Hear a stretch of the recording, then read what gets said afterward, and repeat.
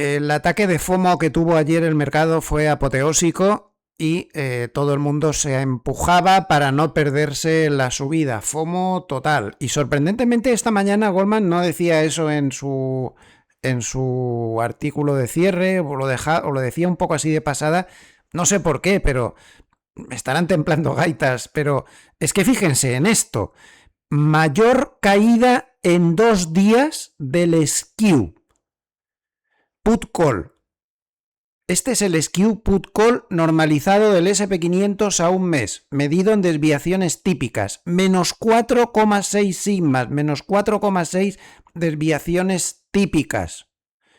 Este es el comportamiento normal, lo tiene aquí en esta campana de Gauss, y fíjense a dónde se fue ayer. Mayor caída del SQ del Put Call en 2 días de casi una década. Vamos, en resumen, y para aclararnos, los inversores han dejado de pagar por protegerse y pagan como locos por subir, lo que haga falta con tal de no perderse la subida y de quedarse fuera de la subida. Y a las pruebas me remito en este gráfico de Goldman donde se ve el volumen de compra de opciones call, es decir, de opciones de compra, absolutamente récord. Nunca en la historia se habían comprado tantas opciones call en un solo día. Si esto no es pánico alcista y FOMO, yo no sé por qué los bancos de inversión lo han matizado un poco, porque a mí me parece que es un auténtico arranque de pánico alcista. Además, un dato interesante, han visto esa barbaridad de call, de opciones alcista que se han comprado, ¿verdad? Bueno, pues el 80% de todos esos call, es una barbaridad todo lo que han comprado, vence el 21 de agosto, para ser exactos. Es decir, que no tienen mucho tiempo, tienen 16 días. Si la subida continúa, pues estupendo. Pero si la subida simplemente se ralentizara o entrara en un pequeño lateral de consolidación, el valor de esos call empezarían a perder fuerza pues a toda velocidad y tendrían que retroceder. Eso es lo malo de ese tipo de apuestas tan viscerales, que lógicamente con un vencimiento tan corto y con el efecto yunque que tienen las opciones, que es conforme pasa el tiempo, cuando estás tan cerca del vencimiento te va hundiendo el valor, pues necesitan que se suba rápido. Quédense que este vídeo les va a interesar, vamos a contar muchas más cosas interesantes. ¡Empezamos! Muy buenas tardes a todos, bienvenidos, les habla José Luis Cárpatos y esta es nuestra crónica de cierre del día 5 de agosto, miércoles. Empezamos a grabar a las 5:32 de la tarde, hora de Zúrich, 11:30 de la mañana, hora de Nueva York. Y a estas horas, pues hombre, con toda la subida que tuvimos ayer, pues hay un cierto periodo de reposo que no tiene nada de extraño y sobre todo tenemos un pequeño freno en la sesión. Y lo tenemos en los semiconductores que han frenado en seco, pesan mucho en el Nasdaq, ahora suben un poquito, hace un momento estaban bajando 0,12 y recuerden lo que he comentado esta mañana, que las manos fuertes están muy pendientes de esta media de 50 que está bastante cerca. De momento, pues simplemente eso, una parada tras la sobrecompra anterior sin mayor relevancia. Hemos tenido datos macro de gran importancia en el día de hoy, sobre todo el dato de ISM de servicios, también el dato de ADP. El dato de ADP de empleo ha quedado en 44.000 empleos cuando se esperaba 65.000. Goldman ha dicho que no le hace mucho caso porque tiene poca correlación el ADP y el empleo general. Y tienen razón, pero lo que no tienen razón es en decirlo de tal manera que parece como que el ADP sea el de poca importancia y el del empleo general de mucha importancia. Para mí es justo al revés. El que importa de verdad es el ADP, que no lo calcula el gobierno o los políticos, me da igual, que esté este gobierno o que esté otro diferente. No lo manipulan los políticos, lo hace una consultora privada y por lo tanto a mí me parece más fiable. Entonces yo sí que le daría pábulo, pero bueno, da igual. El caso es que ha quedado flojo. El empleo está más flojo, claramente. Y lo sé no solo porque el ADP haya dado eso, sino porque otro dato independiente, que tampoco, bueno, independiente relativamente, pero que tampoco lo calcula el gobierno, que es el ISM de servicios, pues ha dado unas cifras muy interesantes. No tanto en la cifra general, porque bueno, pues ha quedado 54,1 cuando se esperaba 54,5. Bueno, no es una cosa muy importante, anterior 54, pero ha tenido dos subpartidas que merecen toda nuestra atención. A ver, me lo he apuntado aquí. Precios pagados 70,3, ojo, 70,3 cuando se esperaba 65 y desde el 67,7 anterior. Cuidado porque los precios en servicios están muy tensos, como indica esta cifra. Esta cifra es muy inflacionista, porque tengan en cuenta que estamos hablando de una economía donde los servicios son el 80-85% del total. Por lo tanto, si ahí se están tensando los precios, problemas. Y sobre todo, atención a esta partida, porque ahí me ha dejado muy sorprendido. Les decía que el ADP nos hablaba de un empleo flojo, sin montar dramas, pero flojo, claramente flojo. Bueno, pues la subpartida de empleo del ISM ha quedado en 47,4. Ojo, por sorpresa, esto no se lo esperaba a nadie. 47,4. Recuerden que por debajo de 50 está marcando contracción del empleo. Y vuelvo a recordar que es el empleo del 85% del total de la economía. Bueno, pues 47,4 cuando se esperaba 51,2, que era el mismo dato anterior. Por lo tanto, súbitamente y por sorpresa, esta partida de empleo del ISM Servicios, y perdonen, tercera vez que se lo digo, pero es que es muy importante, 85% de la economía de Estados Unidos está en contracción. Ahora el dato de empleo del viernes calculado en plan la ruleta de la fortuna, pues vale, bien, puede salir lo que quiera. Yo no me lo creo. Ya saben que ese dato para mí, si lo dejaran de publicar, le harían un favor al mundo y a la economía. Pero los datos más serios, y varios datos además, nos dicen que el empleo está flojo. Sin montar dramas, pero está claramente flojo. Todo esto hay que compararlo también con el PMI de servicios. Ya saben que se calcula con otra metodología parecida. El PMI no considera el sector público, el ISM sí, y el ISM le da a todo el mundo la misma ponderación y el PMI, pues según el tamaño de la empresa, le va dando una ponderación u otra. Y esto ha quedado bastante bien, 54,6 cuando se esperaba 53,6. Por lo tanto, yo no creo que haya que preocuparse mucho por el crecimiento en Estados Unidos, pero sí por esas dos partidas de empleo, muy preocupante, y de precios pagados en servicios, muy preocupante también. Hay tensión inflacionista ahí escondida. Con todo esto, estas son las apuestas, digo apuestas porque es de una casa de apuestas. Estamos viendo siempre, la casa de apuestas Calci, estamos viendo siempre lo que dicen los futuros y demás, pero a veces es mejor mirar las apuestas porque aquí la gente se está jugando el dinero. Como pueden ver, hay una división enorme, está muy dividido todo el mundo. Un 49% en esta casa de apuestas piensan que van a mantener tipos en la reunión de septiembre, 16 de septiembre, es decir, dentro de 42 días. Y luego hay un 47% que piensan que va a subir 25 puntos básicos y un 2% que piensa que va a subir 50 puntos básicos. Por lo tanto, exactamente partido por dos el mercado, muy dividido. Y bueno, pues esto es lo que quería Wars, llegar en estas condiciones sin dar ninguna pista. Por cierto, y hablando de la Reserva Federal, un gesto muy feo por parte de Besen. A mí ya saben que no me gusta nada que se insulte a la gente. No sé, los políticos de hoy en día a mí me enervan insultándose los unos a los otros. Besen ha escrito un tuit bastante feo contra Timiraos, contra Nick Timiraos, que ya saben que es el periodista del Wall Street Journal que cubre la Reserva Federal. Ha dicho que no es un verdadero periodista y que lo único que ha hecho estos últimos años pues es contar cotilleos baratos de la Reserva Federal y que eso se le ha terminado. Pues no sea santo de que tiene Besen que decir esto, más vale que fuera lo suyo, pero en fin, el gesto en general no ha caído bien en la comunidad inversora. Un dato curioso que pone aquí en un X de Ryan Detrick. Dice que el Dow Jones ha subido 1000 puntos en un día en 27 ocasiones y que curiosamente 25 de las 27 ocurrieron bajo el mandato de Trump.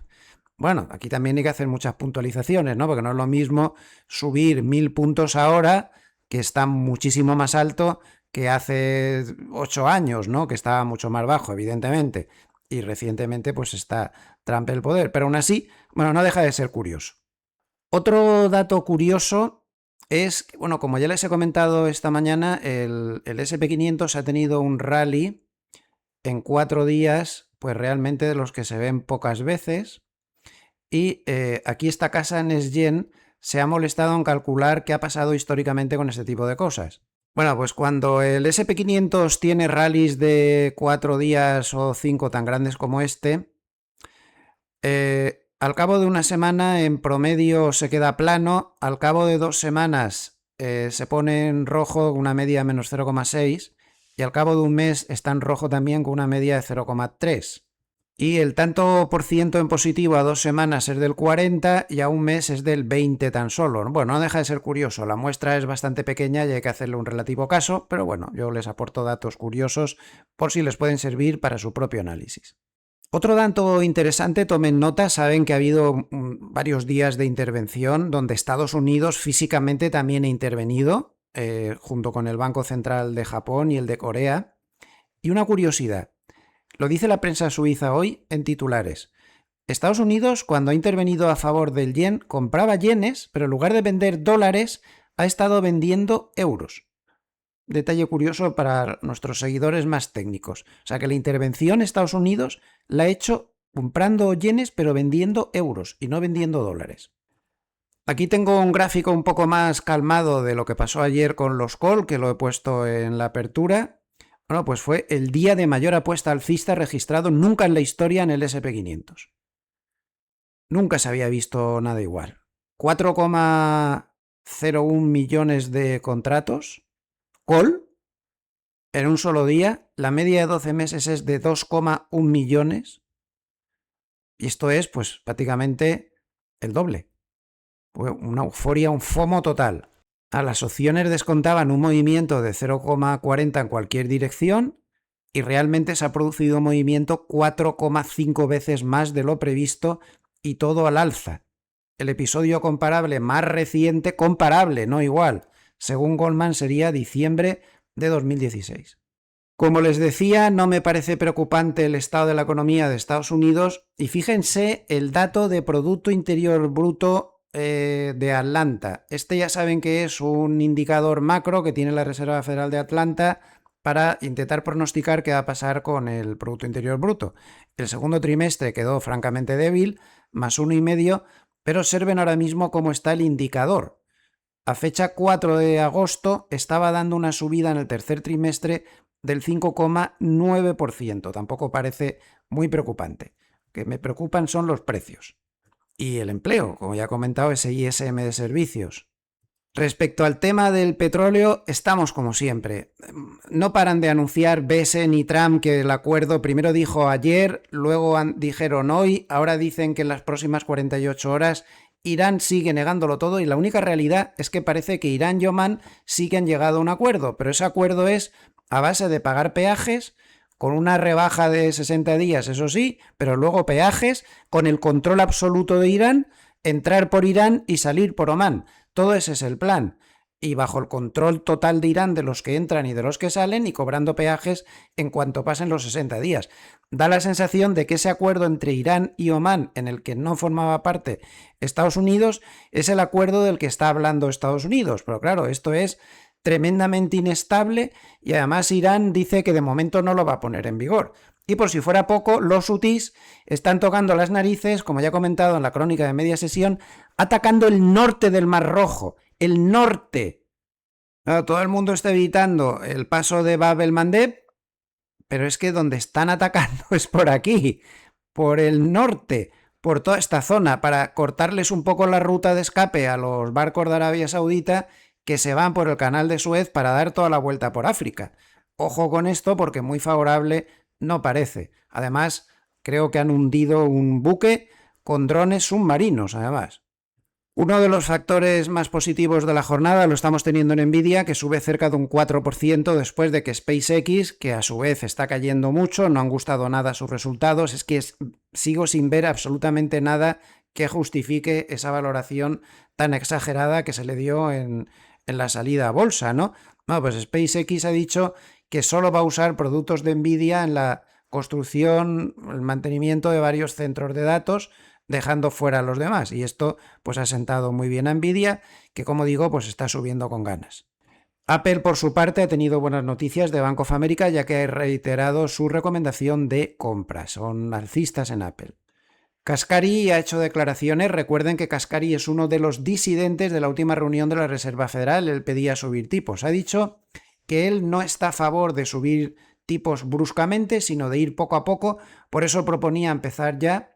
Y que Wars, cuando le dijo su postura, que era contraria a la que tenía el propio Wars, le dijo que él votara por lo que él pensaba que era mejor para la economía. Bueno, pues están al día de toda la actualidad. Repasamos tablero. Tenemos al DAX alemán bajando 0,31%, los TOS 50 bajando 0,11%, dólar yen plano 157,62, el euro sube 0,11 hasta 1,1564, el Bitcoin sube 0,68 hasta 64.492, los bonos regulín.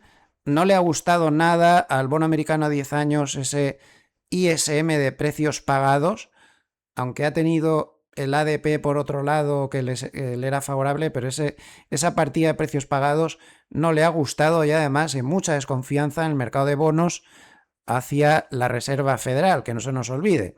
Menos 0,03% el bono americano a 10 años. El SP500 está plano hasta 7.766, el Nasdaq baja 0,23 hasta 29.794, el Russell baja 0,35 hasta 3.033, el oro sube 3,77% hasta 4.309 y el petróleo baja 0,38% hasta 75,48. El VIX baja 1,53% hasta 16,10. Vamos a dar un repasito a cómo está el aspecto técnico del futuro del mini SP500 para terminar. Bueno, pues como vemos, ayer rompió el lateral y ahora técnicamente hablando pues ha recuperado su tendencia alcista, aunque hay que estar atentos a un posible pullback. El techo anterior estaba en 7.692, esto ahora pasa a ser soporte clave. Si este soporte aguanta, si hay un pullback y el soporte aguanta y luego rompe máximos, estaríamos ante un movimiento de libro tras la ruptura del lateral que sería muy alcista. Lo que pasa es que a veces pues no hace el pullback, ¿no? No siempre lo hace, pero si lo hiciera y luego rompiera máximos, la señal sería fortísima y lo normal es que se fuera a 8.000 sin estaciones, ¿no? Sin paradas intermedias. Si no se para con ese pullback un poquito, pues bueno, el 8.000 me sigue pareciendo la única resistencia a vigilar por arriba, porque además cuantitativamente hablando, como hemos comentado esta mañana, tampoco hay mucha cosa entre medias. Así que 8.000 y el techo anterior 7.692. Meterse rápidamente por debajo del 7.692 sería extraordinariamente negativo porque podríamos estar hablando de un escape falso y estos escapes falsos suelen terminar bastante mal. Si nos vamos al gráfico de una hora, pues fíjense como las bandas de Mogilev, como de costumbre, siguen actuando muy bien. Estaba en 7.825, marcándonos un poco por la resistencia a corto plazo, y ahí de momento pues se ha tomado un descanso en la subida. Así que le vamos a poner el soporte pues a la banda de Mogilev inferior en la zona 7.663, aunque vemos aquí también un pequeño soporte en la zona 7.750, aunque muy débil. Vamos a dejarlo ahí en la banda de Mogilev inferior. Pues nada más, tienen todos los datos. Si les ha gustado el vídeo, denle al like, por favor, que nos ayuda siempre mucho. Muchísimas gracias a todos los amables escuchantes. A nivel de vídeos personales, les veo mañana en la apertura, como siempre, temprano. Les envío saludos afectuosos desde España. Pero qué calorcillo que hace por aquí. Dios mío. Pero se está muy bien con la familia. Hala, pues nos vemos mañana. Gracias, hasta pronto.